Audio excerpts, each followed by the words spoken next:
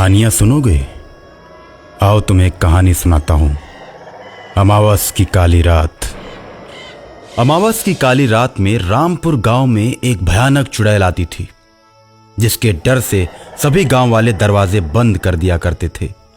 चुड़ैल जिस घर का दरवाजा खुला पाती, वो घर में घुसकर लोगों को बलि चढ़ाने के लिए उठा ले जाती।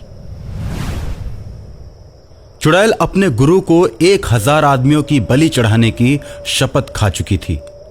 अकेले रामपुर गांव के 50 लोगों की बलि वो चढ़ा चुकी थी, जिसके चलते गांव वाले उससे बहुत डरते थे। आज भी अमावस की काली रात थी और रामपुर गांव पर फिर से चुड़ैल का साया मंडराने लगा था। चुड़ैल गांव की गलियों में घूमने लगती है, लेकिन किसी का दरवाजा खुला हुआ न पाकर चुड़ैल बिना शिकार किए अपने गुरु के पास जाती है। हे गुरुदेव, आज तो मुझे कोई भी शिकार नहीं मिला। सभी ने अपने घरों के दरवाजे बंद कर रखे थे। आज अमावस की काली रात को शैतान को बलि देना जरूरी होता है। अगर आज उसे बलि नहीं दी गई तो वो मुझे और तुमको हमेशा के लिए कैद करके आग की लपटों के बीच डाल देगा।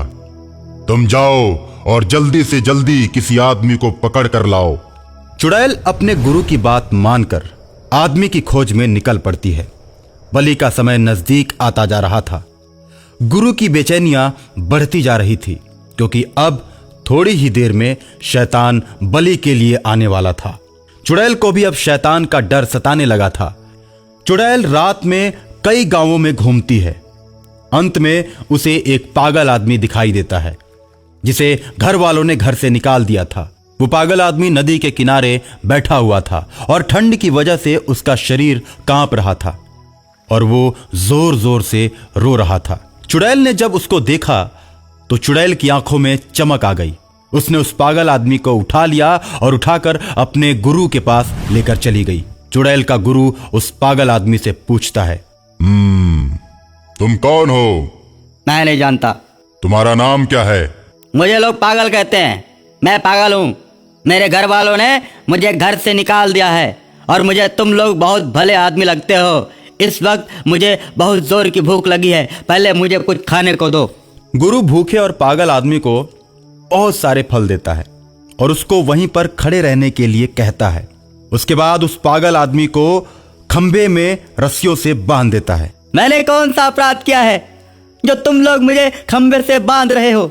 पागल होकर जीने से तो अच्छा है कि तुम किसी के काम आ जाओ, और आज तुम हम लोगों के काम आने वाले हो और सदा सदा के लिए इस नर्क भरी जिंदगी से तुम आजाद हो जाओगे।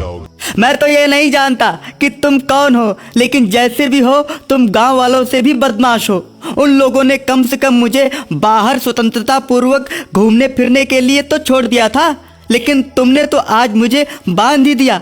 अब तो मुझे और भी दिक्कत होने लगी है। मेरा बंधन खोलकर मुझे अभी आजाद कर दो, नहीं तो मैं तुम सबको मार दूंगा। मैं पागल हूँ, पागल है, पागल हूँ।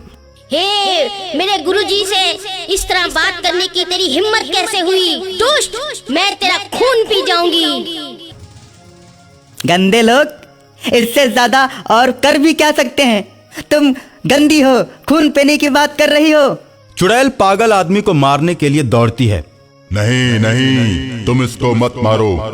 इसको तो शैतान मारेगा और मारकर इसकी बलि चढ़ाएगा। उसके बाद हम लोग मिल बांटकर इसको खा जाएंगे। अपने गुरु की बात सुनकर चुड़ैल खुश हो जाती है और शैतान हाथ में फरसा लिए एक गुफा के दरवाजे से प्रवेश करता है। गुरु और चुड़ैल के सामने आता है और पूछता है, मेरा शिकार कहाँ है? उसे मेरे हवाले कर दो। चुड़ैल पागल को खोलकर शैतान के सामने लाती है। शैतान एक ही बार में उस पागल को मार देता है और तीनों मिलकर अमावस की काली रात में शैतानी प्रसाद खाना शुरू कर देते हैं। आज तो मजा ही आ गया। शैतान भाई, आजकल आदमी नहीं मिल रहे। अमावस की काली रात में बलि चढ़ाने के लिए मैं इस पगले को नदी के किनारे से पकड़ के ले आई हूँ। जरूरी नहीं कि बलि मानव की ही हो। मैं बकरी, भेड़, किसी भी जंतु की बलि लेने के लिए तैयार हूँ। पास के गांव वाले बहुत ही चालाक होते जा रहे हैं। ये जानते हैं कि दरवाजा बंद करने के बाद चुड़ैल घर के अंदर नहीं आ सकती, और अक्सर ही ये लोग अमावस्या की रात को अपने घर का दरवाजा बंद कर लेते हैं। ठीक है, ये लोग अब अपना बच्चा खुद ही यहाँ पर पहुँचाएंगे। मैं ऐसा उपाय कर देता हूँ। ऐसा कहकर अगली सुबह शैतान गांव की तरफ चल देता है। शैतान दिन में ही गांव में प्रवेश कर जाता है। गांव वाले शैतान को दिन में देखकर उसे घेरना शुरू कर देते हैं। दूर से ही रस्सियां फेंक कर उसे बांध देते हैं और बांधकर उसे गांव की चौपाल पर लाते हैं। मुखिया गांव के चौपाल पर उसे लोहे की जंजीर में बांधकर पेड़ से उल्टा लटका देता है। उसके बाद शैतान अपने आप को उल्टा लटका पाकर जोर जोर से चिल्लाने लगता है। लोग शैतान को आग लगा देते हैं। शैतान चिल्लाने लगता है। शैतान की आवाज चुड़ैल के कानों तक पहुंचती है। चुड़ैल तुरंत शैतान की मदद के लिए चल देती है, और जैसे ही गांव के अंदर पहुंचती है, सारे गांव वाले अपने हाथों में लोहे की जंजीर लेकर तैयार बैठे हैं। चुड़ैल आसमान में उड़ते हुए आ रही है और शैतान को पेड़ पर जलते हुए लटका पाकर गांव वालों से बोलती है, तुम लोगों ने शैतान को बांधकर बहुत बड़ी गलती की है, और बड़ी गलती की है तो उसकी कीमत भी बड़ी ही चुकानी पड़ेगी। मैं तो कहती हूँ कि इस शैतान को अभी आजाद कर दो, नहीं तो गांव का कोई भी इंसान बचने नहीं पाएगा। एक एक करके सारे मारे जाओगे। तुम लोग नहीं जानते हो कि इस गलती का क्या अंजाम होगा। अब हम तेरी बातों से नहीं डरने वाले चुड़ैल। तूने भी हमें बहुत ज्यादा सताया है। तू नीचे तो आके देख, तेरा भी अब हम यही हाल करने वाले हैं। अब हम तुम्हारी धमकियों से डरने वाले नहीं। तुम लोग शैतानी आत्माओं के बारे में नहीं जानते हो। तुम शैतान को आग से कितना भी जला दो, लेकिन वो जलने वाला नहीं है। वो जब चाहे तुम्हारे बंधन को तोड़कर आजाद हो सकता है। अच्छा, अगर ऐसी बात है तो तू भी नीचे उतर के देख ले।